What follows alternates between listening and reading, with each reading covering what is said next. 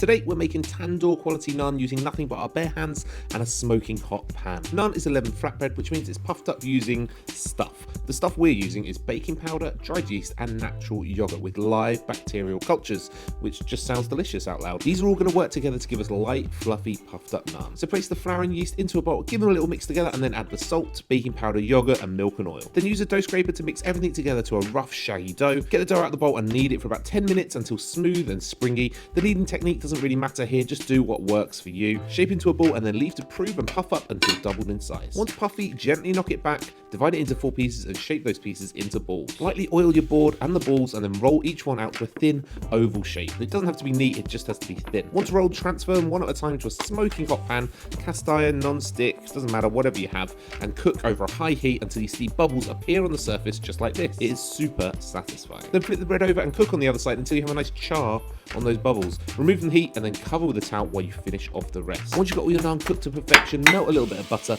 brush that all over the bread and then finish with a little coriander. And that's it. Beautiful, fluffy, restaurant quality naan at home. Dip it, rip it, fold it, fill it, do what you like. Just don't forget to like and follow.